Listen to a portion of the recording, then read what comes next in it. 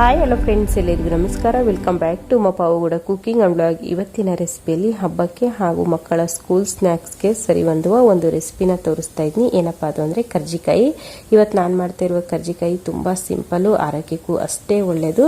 ಯಾವ ರೀತಿ ಮಾಡೋದಂತ ನೋಡೋಣ ಬನ್ನಿ. ಅದಕ್ಕೂ ಮುನ್ನ ಪ್ಲೀಸ್ ಚಾನಲ್ನ ಸಬ್ಸ್ಕ್ರೈಬ್ ಮಾಡಿಕೊಂಡು ವಿಡಿಯೋ ನೋಡಿ. ಬನ್ನಿ ರೆಸಿಪಿನ ಶುರು ಮಾಡೋಣ.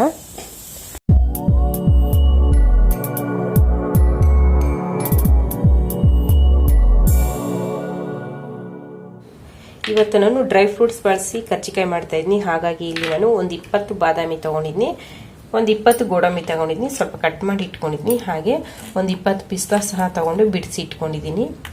ಒಂದು 2 ಸ್ಪೂನ್ ಆಗುವಷ್ಟು ಬಿಳಿ ಎಳ್ಳು, ಹಾಗೆ ಒಂದು 6 ಏಲಕ್ಕಿನ ತಗೊಂಡಿದ್ದೀನಿ. ಇಲ್ಲಿ ಬಂದರೆ 1 ಕಪ್ ಆಗುವಷ್ಟು ಒಣಕೊಬ್ಬರಿ ಚಿಕ್ಕದಾಗಿ ತುರಿದು ಇಟ್ಕೊಂಡಿದ್ನಿ. 1 ಕಪ್ ಆಗುವಷ್ಟು ಹುರ್ಗಡ್ಲೆ, 1 ಕಪ್ ಆಗೋಷ್ಟು ಬೆಲ್ಲದ ಪೌಡ್ರ್ ತೊಗೊಂಡಿದ್ದೀನಿ. ಸಕ್ಕರೆ ಬೇಕಿದ್ರೂ ಹಾಕ್ಬೋದು, ಇಲ್ಲಾಂದರೆ ಉಂಡೆ ಬೆಲ್ಲ ಇದ್ದರೆ ಪುಡಿ ಮಾಡಬೇಕಿದ್ರೂ ಹಾಕ್ಬೋದು. ಇಲ್ಲಿ ನಾನು ಪೌಡ್ರ್ ಇರೋ ಅಂಥ ಬೆಲ್ಲನೇ ತೊಗೊಂಡಿದ್ದೀನಿ.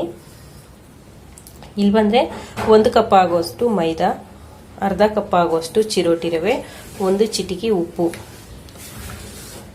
ನೋಡಿ, ಇಷ್ಟೆಲ್ಲ ತೊಗೊಂಡಿದ್ದೀನಿ ಕರ್ಜಿಕಾಯಿ ಮಾಡೋದಕ್ಕೆ. ಈಗ ಈ ಡ್ರೈ ಫ್ರೂಟ್ಸ್ನ ಸ್ವಲ್ಪ ಬೆಚ್ಚಗೆ ಮಾಡ್ಕೋಬೇಕಾಗುತ್ತೆ. ಡ್ರೈ ಫ್ರೂಟ್ಸ್ ಹುರ್ಕೊಳ್ಳೋದಕ್ಕಿಂತ ಮುಂಚೆ ಫಸ್ಟು ಕರ್ಜಿಕಾಯಿಗೆ ಕನಕನ ರೆಡಿ ಮಾಡ್ಕೊಳ್ಳೋಣ. ಒಂದು ಅಗಲವಾಗಿರೋ ಪಾತ್ರೆಗೆ ಅರ್ಧ ಕಪ್ ರವೆ, 1 ಕಪ್ ಮೈದಾ, 1 ಚಿಟಿಕೆ ಉಪ್ಪು, 1 ಟೇಬಲ್ ಸ್ಪೂನ್ ಆಗುವಷ್ಟು ತುಪ್ಪ. ನಾನೀಗ ಕರ್ಜಿಕಾಯಿನ ಅರ್ಧ ಮಾತ್ರ ಮಾಡ್ಕೊಳ್ತಾ ಇದ್ದೀನಿ, ಹಂಗಾಗಿ ನಾನು ಹಿಟ್ಟನ್ನ ಸ್ವಲ್ಪ ಕಲಿಸ್ಕೊಳ್ತಾ ಇದ್ದೀನಿ. ನಿಮಗೆ ಪೂರ್ತಿಯಾಗಿ ಮಾಡ್ಕೋಬೇಕು ಕರ್ಜಿಕಾಯಿ ಅಂತಂದರೆ ಹಿಟ್ಟು ಎಷ್ಟು ಹಾಕೋಬೇಕಂದ್ರೆ 2 ಕಪ್ ಮೈದಾ, 1 ಕಪ್ ರವೆ ಹಾಕೋಬೇಕಾಗುತ್ತೆ. ಇಲ್ಲಿ ನಾನು ಅರ್ಧ ಮಾಡ್ಕೊಳ್ತಾ ಇದ್ದೀನಿ, ಇನ್ನು ಮಿಕ್ಕಿದ್ದು ಹಬ್ಬದಲ್ಲಿ ಮಾಡ್ಕೊಳ್ಳೋಣ ಅಂತ ಹೇಳ್ಬಿಟ್ಟು ಎತ್ತಿಡ್ತಾ ಇದ್ದೀನಿ. ಹಂಗಾಗಿ ನಾನು ಇಷ್ಟು ಪ್ರಮಾಣದಲ್ಲಿ ಕಲಿಸ್ಕೊಳ್ತಾ ಇದ್ದೀನಿ. ಇದನ್ನೆಲ್ಲ ಚೆನ್ನಾಗಿ ಮಿಕ್ಸ್ ಮಾಡಿಕೊಂಡು ಈಗ ಸ್ವಲ್ಪನೇ ನೀರು ಹಾಕ್ಕೊಂಡು ಚೆನ್ನಾಗೆಲ್ಲ ಕಲಿಸ್ಕೊಳ್ಳೋಣ. ಒಂದು ಚಪಾತಿ ಹಿಟ್ಟಿನದಕ್ಕೆ ಕಲಿಸ್ಕೊಳ್ಳೋಣ. ನೋಡಿ, ಈ ರೀತಿ ಎಲ್ಲ ಕಲಿಸ್ಕೊಂಡು ಈಗ ಇದನ್ನ ಒಂದು ಪ್ಲೇಟ್ನ ಮುಚ್ಚಿ ಒಂದು 10 ನಿಮಿಷ ನೆನ್ಕೊಳಕ್ಕೆ ಬಿಡೋಣ. ಯಾಕಂದರೆ ರವೆ ಹಾಕಿದಲ್ವ, ಅರಳ್ಕೋಬೇಕು. ಹಂಗಾಗಿ ಈಗ ಈ ಕಡೆ ಸ್ಟವ್ ಮೇಲೆ ಒಂದು ಬಾಣಲಿ ಇಟ್ಕೊಂಡು ಈ ಡ್ರೈ ಫ್ರೂಟ್ಸ್ನ ಸ್ವಲ್ಪ ಹುರ್ಕೊಳ್ಳೋಣ, ಸ್ವಲ್ಪ ಕ್ರಿಸ್ಪಿ ಆಗೋವರೆಗೂ. ನೋಡಿ, ಈ ರೀತಿ ಹುರ್ಕೊಂಡ್ರೆ ಸಾಕು. ಈಗ ಇದನ್ನ ಒಂದು ಪ್ಲೇಟ್ಗೆ ತಣ್ಣಗಾಗಕ್ಕೆ ಬಿಡೋಣ. ತಣ್ಣಗಾದ್ಮೇಲೆ ಮಿಕ್ಸಿಗೆ ಹಾಕಬೇಕು, ಇಲ್ಲಾಂದರೆ ಬಂಕ ಬರುತ್ತೆ, ಚೆನ್ನಾಗಿರಲ್ಲ. ಈಗ ಹುರ್ಗಡ್ಲೆ ಮತ್ತು ಏಲಕ್ಕಿನ ನುಣ್ಣಗೆ ಪೌಡ್ರ್ ಮಾಡ್ಕೊಳ್ಳೋಣ. ನೋಡಿ, ಈ ರೀತಿ ಎಲ್ಲ ಪೌಡ್ರ್ ಮಾಡಿಕೊಂಡು ಈಗ ಇನ್ನೊಂದು ಅಗಲವಾಗಿರೋ ಪಾತ್ರೆಗೆ ಹಾಕ್ಕೊಳ್ಳೋಣ. ಡ್ರೈ ಫ್ರೂಟ್ಸ್ ಎಲ್ಲ ಚೆನ್ನಾಗಿ ತಣ್ಣಗಾಗಿದೆ. ಈಗ ಇದನ್ನು ಸಹ ಮಿಕ್ಸಿಗೆ ಹಾಕ್ಕೊಳ್ಳೋಣ. ಇದನ್ನ ಜಾಸ್ತಿ ಪೌಡ್ರ್ ಮಾಡ್ಕೊಳ್ಳೋದು ಬೇಡ, ತರ್ತರಿ ರುಬ್ಕೊಳ್ಳೋಣ. ಡ್ರೈ ಫ್ರೂಟ್ಸ್ ಇಲ್ಲ ಅಂತಂದರೆ ಕಡಲೆಬೀಜನ ಹುರಿದ್ಬಿಟ್ಟು ಮೇಲ್ಗಡೆ ಸ್ವಲ್ಪ ಚಿಪ್ಪೆನ ತೆಗೆದ್ಬಿಟ್ಟು ಮಿಕ್ಸಿಗೆ ಹಾಕೊಂಡ್ರೆ ಇದಕ್ಕಿಂತ ಟೇಸ್ಟು ಚೆನ್ನಾಗಿರುತ್ತೆ. ಡ್ರೈ ಫ್ರೂಟ್ಸಲ್ಲಿ ಏನು ಪ್ರೋಟೀನ್ ಇದೆಯೋ ಅದಕ್ಕಿಂತ ಡಬಲ್ಲು ಕಡಲೆಬೀಜದಲ್ಲಿ ಇರುತ್ತೆ. ಕಡಲೆಬೀಜ ಆರೋಗ್ಯಕ್ಕೆ ತುಂಬಾ ಒಳ್ಳೆಯದು.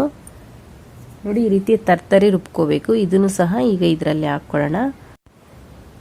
ಈಗ 1 ಕಪ್ ಆಗುವಷ್ಟು ಬೆಲ್ಲ ಇಲ್ಲಾಂದರೆ ಸಕ್ಕರೆ ಸಹ ಹಾಕೋಬೋದು. ಬೆಲ್ಲ ಹಾಕೋದ್ರಿಂದ ಟೇಸ್ಟು ಚೆನ್ನಾಗಿರುತ್ತೆ, ಆರೋಗ್ಯಕ್ಕೂ ಒಳ್ಳೆಯದು. 1 ಕಪ್ ಆಗುವಷ್ಟು ಕೊಬ್ಬರಿ ಸಹ ಇಲ್ಲಿ ನಾನು ತುರಿದ್ಬಿಟ್ಟು ಹಾಕಿದ್ನಿ. ತುರಿದು ಹಾಕೋದ್ರಿಂದ ಟೇಸ್ಟು ಚೆನ್ನಾಗಿರುತ್ತೆ, ನೋಡೋದಕ್ಕೂ ಲುಕ್ಕಾಗಿ ಕಾಣುತ್ತೆ. 2 ಸ್ಪೂನ್ ಆಗುವಷ್ಟು ಬಿಳಿ ಎಳ್ಳು, ಇದನ್ನೆಲ್ಲ ಹಾಕ್ಕೊಂಡು ಚೆನ್ನಾಗಿ ಮಿಕ್ಸ್ ಮಾಡ್ಕೊಳ್ಳೋಣ. ಪೌಡ್ರ್ ಒಂದು ರೆಡಿ ಇತ್ತು ಅಂದರೆ ಕರ್ಜಿಕಾಯಿ ಯಾವಾಗ ಬೇಕಾದರೂ ಮಾಡ್ಕೋಬೋದು. ಇದನ್ನ ಕಡಿಮೆ ಅಂದರೂ ಒಂದು 2 ತಿಂಗಳ ಕಾಲ ಆದರೂ ಇಟ್ಕೊಂಡು ಬಳಸ್ಕೋಬೋದು, ಹಾಳಾಗೋದಿಲ್ಲ. ಮೇನ್ ಏನಪ್ಪ ಅಂದರೆ ಕೊಬ್ಬರಿನ ಚೆನ್ನಾಗಿ ಒಣಗಿಸ್ಬಿಟ್ಟು ಹಾಕ್ಕೋಬೇಕು. ಒಣಗಿಸಾಕೋದ್ರಿಂದ ಸುಮಾರು ಅಂದ್ರೂ ಒಂದು 2 ತಿಂಗಳ ಕಾಲ ನಾವು ಸ್ಟೋರ್ ಮಾಡಿ ಇಟ್ಕೋಬೋದು.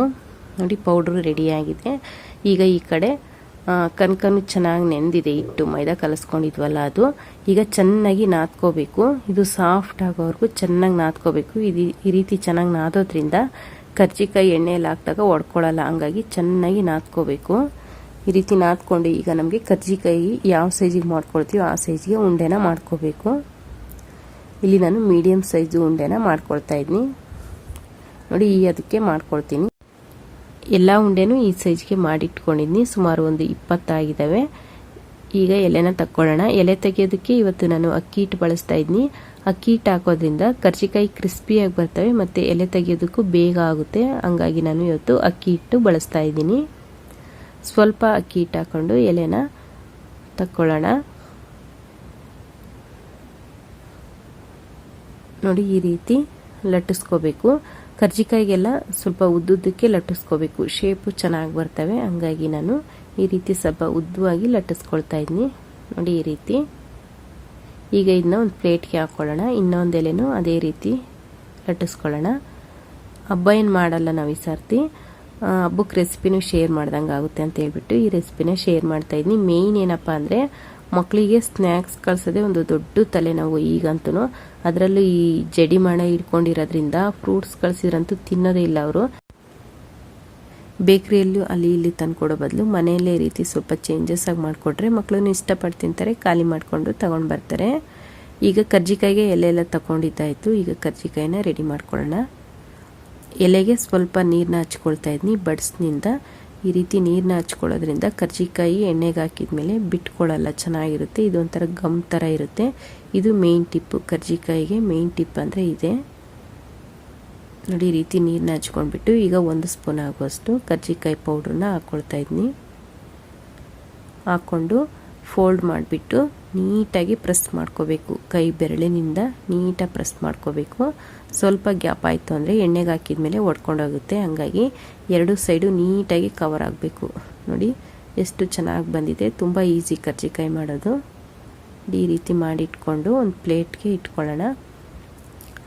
ಇನ್ನೂ ಒಂದು ಮಾಡಬೇಕಾದ್ರೆ ನಾನು ಕೈ ಬೆರಳಿನಿಂದ ನೀರನ್ನ ಹಚ್ಕೊಳ್ತಾ ಇದ್ದೀನಿ. ಬಡ್ಸಲ್ಲಿ ಲೇಟ್ ಆಗುತ್ತೆ ಅಂತ ಹೇಳ್ಬಿಟ್ಟು ಕೈ ಬೆರಳಲ್ಲೇ ಹಚ್ಕೊಳ್ತಾ ಇದ್ದೀನಿ, ಬೇಗ ಆಗುತ್ತೆ ಇದು. ಈ ರೀತಿ ಎಲ್ಲ ನೀರು ಹಚ್ಕೊಂಡ್ಮೇಲೆ ಈಗ 1 ಸ್ಪೂನ್ ಆಗೋಷ್ಟು ಪೌಡ್ರನ್ನ ಹಾಕ್ಕೊಳ್ತಾ ಇದ್ದೀನಿ. ಹಾಕ್ಕೊಂಡು ಇದನ್ನು ಅಷ್ಟೇ ಫೋಲ್ಡ್ ಮಾಡಿಬಿಟ್ಟು ಕೈ ಬೆರಳಿನಲ್ಲೇ ನೀಟಾಗಿ ಫೋಲ್ಡ್ ಮಾಡ್ಕೋಬೇಕು. ಈ ರೀತಿ ಪ್ರೆಸ್ ಮಾಡಬೇಕು ನೋಡಿ. ಈ ರೀತಿ ನೀಟಾಗಿ ಪ್ರೆಸ್ ಮಾಡ್ಕೋಬೇಕು. ಎಲ್ಲಾನು ಇದೇ ರೀತಿ ಮಾಡಿಟ್ಕೊಳ್ಳೋಣ. ನೋಡಿ ಕರ್ಜಿಕಾಯಿ ಎಲ್ಲ ರೆಡಿ ಮಾಡಿ ಇಟ್ಕೊಂಡಿದ್ನಿ. ಈಗ ಎಣ್ಣೆಗೆ ತೇಲಿಸ್ಕೋಬೇಕು. ಇನ್ನು ಇಷ್ಟು ಪುಡಿ ಮಿಕ್ಕಿದೆ, ಅರ್ಧ ಮಿಕ್ಕಿದೆ, ಇನ್ನು ಅರ್ಧ ಮಾತ್ರ ಮಾಡ್ಕೊಂಡಿದ್ದೆ ಅಷ್ಟೇ. ಪುಡಿ ಒಂದು ರೆಡಿ ಇತ್ತು ಅಂದರೆ ಯಾವಾಗ ಬೇಕಾದರೂ ಮಾಡ್ಕೋಬೋದು. ನಾನು ಹಬ್ಬದಲ್ಲಿ ಮಾಡೋಣ ಇನ್ನೊಂದು ಸ್ವಲ್ಪ ಅಂತ ಹೇಳ್ಬಿಟ್ಟು ಅರ್ಧ ಆಗಿ ಇಟ್ಟಿದ್ದೀನಿ, ಅರ್ಧ ಮಾತ್ರ ಮಾಡ್ಕೊಂಡಿದ್ದೆ. ಈ ಕಡೆ ಎಣ್ಣೆನೂ ಸಹ ಕಾದಿದೆ. ಈಗ ಕರ್ಜಿಕಾಯಿನ ಹಾಕ್ಕೊಳ್ಳೋಣ. ನೋಡಿ ಎಣ್ಣೆ ಚೆನ್ನಾಗಿ ಕಾದಿದೆ. ಈಗ ಒಂದೊಂದೇ ಕರ್ಜಿಕಾಯಿನ ಹಾಕ್ಕೊಳ್ಳೋಣ. ಸ್ಟವ್ ಮೀಡಿಯಮಲ್ಲಿ ಇಟ್ಕೊಂಡು ಸ್ವಲ್ಪ ಚೆನ್ನಾಗಿ ಬೇಯಿಸ್ಕೋಬೇಕು, ಕ್ರಿಸ್ಪಿ ಆಗೋವರೆಗೂ. ಒಂದು ಸೈಡ್ ತಿರುಗಿ ಹಾಕ್ಕೊಳ್ಳೋಣ. ಕ್ರಿಸ್ಪಿ ಆಗೋವರೆಗೂ ಬೇಯಿಸ್ಕೋಬೇಕು. ಇದನ್ನ ಸ್ಟವ್ ಮೀಡಿಯಮಲ್ಲಿ ಇಟ್ಕೋಬೇಕು. ಸ್ವಲ್ಪ ಉರಿ ಜಾಸ್ತಿ ಇಟ್ವಿ ಅಂದ್ರೂ ಒಂಥರ ಕಪ್ಪಾಗುತ್ತೆ, ಬೆಂದಿರೋದಿಲ್ಲ. ಹಂಗಾಗಿ ಸ್ಟವ್ ಮೀಡಿಯಮಲ್ಲಿ ಇಟ್ಕೊಂಡು ಕ್ರಿಸ್ಪಿ ಆಗೋವರೆಗೂ ಬೇಯಿಸ್ಕೋಬೇಕು. ಇದನ್ನ ನೋಡಿ 2 ಸೈಡು ಚೆನ್ನಾಗಿ ಬೆಂದಿದೆ ಕರ್ಜಿಕಾಯಿ. ಈಗ ಎಣ್ಣೆನೆಲ್ಲ ನೀಟಾಗಿ ಬಸ್ಕೊಳ್ಳೋಣ. ಬಸ್ಕೊಂಡು ಈಗ ಹಿಟ್ಟು ಕಲಸಿದ್ವಲ್ಲ ಅದೇ ಪಾತ್ರೆಗೆ ಹಾಕ್ಕೊಳ್ತಾ ಇದ್ವಿ. ಇನ್ನೊಂದು ಇಬ್ಬೆನೂ ಹಾಕ್ಕೊಳ್ಳೋಣ.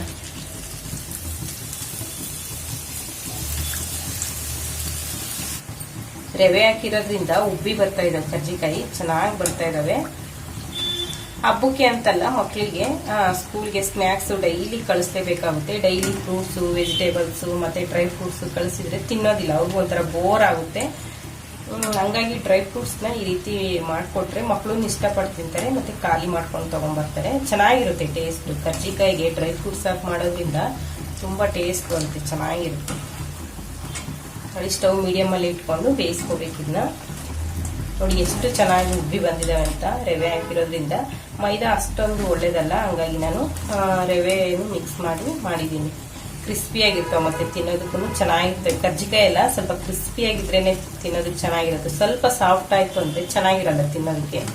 ಕರ್ಜಿಕಾಯಿ ರೆಡಿ ಆಗಿದ್ದಾವೆ. ಎಣ್ಣೆನೆಲ್ಲ ನೀಟಾಗಿ ಬಸ್ಬಿಟ್ಟು ಹಾಕೊಳ್ಳೋಣ.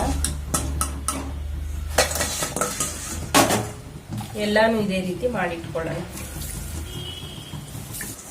ಗರಿ ಗರಿಯಾಗಿ ರುಚಿ ರುಚಿಯಾಗಿ ಆರೋಗ್ಯಕರವಾಗಿರೋ ಕರ್ಜಿಕಾಯಿ ರೆಡಿಯಾಗಿದೆ.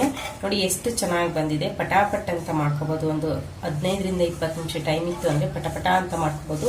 ಒಂದೇ ಸಲ ಮಾಡ್ಕೊಳಕ್ಕಾಗಿಲ್ಲ ಅಂದ್ರೆ ಪೌಡ್ರನ್ನ ಹಾಗೆ ಇಟ್ಟು ನಿಮ್ಗೆ ಯಾವಾಗ ಬೇಕೋ ಅವಾಗ ಮಾಡ್ಕೋಬಹುದು. ತುಂಬಾ ಚೆನ್ನಾಗಿರುತ್ತೆ. ಪೌಡ್ರ್ ಏನಿಲ್ಲ ಅಂದ್ರೆ ಒಂದ್ 2-3 ತಿಂಗಳಾದ್ರೂ ಬರುತ್ತೆ, ಹಾಳಾಗೋದಿಲ್ಲ. ನೋಡ್ಕೊಂಡು ಇಟ್ಕೋಬೇಕು. ನೋಡಿ ಎಷ್ಟು ಚೆನ್ನಾಗಿ ಬಂದಿದೆ ಕರ್ಜಿಕಾಯಿ, ಕ್ರಿಸ್ಪಿಯಾಗಿ ಬಂದಿದೆ. ಮತ್ತೆ ಅಷ್ಟೇ ರುಚಿಯಾಗಿ ಬಂದಿತ್ತು ಕರ್ಜಿಕಾಯಿ ಅಂತೂ. ಬೆಲ್ಲ ಹಾಕಿರೋದ್ರಿಂದ ಮತ್ತೆ ಡ್ರೈ ಫ್ರೂಟ್ಸ್ ಹಾಕಿರೋದ್ರಿಂದ ಆರೋಗ್ಯಕ್ಕೆ ತುಂಬಾನೇ ಒಳ್ಳೆ. ನೋಡಿದ್ರಲ್ವಾ, ಹಬ್ಬದ ಪ್ರಯುಕ್ತ ಹಾಗೆ ಮಕ್ಕಳ ಸ್ನ್ಯಾಕ್ಸ್ ರೆಸಿಪಿ ಮನೆಯಲ್ಲೇ ಈಸಿಯಾಗಿ ರುಚಿಯಾಗಿ ಆರೋಗ್ಯಕರವಾಗಿ ಯಾವ ರೀತಿ ಮಾಡೋದಂತ. ಈ ರೆಸಿಪಿ ಸ್ವಲ್ಪನಾದರೂ ಇಷ್ಟ ಆದರೆ ಪ್ಲೀಸ್ ಚಾನಲ್ನ ಸಬ್ಸ್ಕ್ರೈಬ್ ಮಾಡಿಕೊಂಡು ವಿಡಿಯೋ ನೋಡಿ. ವಿಡಿಯೋ ಇಷ್ಟ ಆದರೆ ಪ್ಲೀಸ್ ಲೈಕ್ ಮಾಡೋದು ಮಾತ್ರ ಮರಿಬೇಡಿ. ಲೈಕ್ ಮಾಡಿ, ಕಮೆಂಟ್ ಮಾಡಿ, ಹಾಗೆ ನಿಮ್ಮ ಫ್ಯಾಮಿಲಿ ಫ್ರೆಂಡ್ಗೆ ಶೇರ್ ಮಾಡಿ ಅಂತ ಹೇಳ್ತಾ ಇವತ್ತಿನ ವಿಡಿಯೋ ಮುಗಿಸ್ತಾ ಇದ್ದೀನಿ. ವಿಡಿಯೋ ನೋಡಿದವರೆಲ್ಲರಿಗೂ ಧನ್ಯವಾದಗಳು.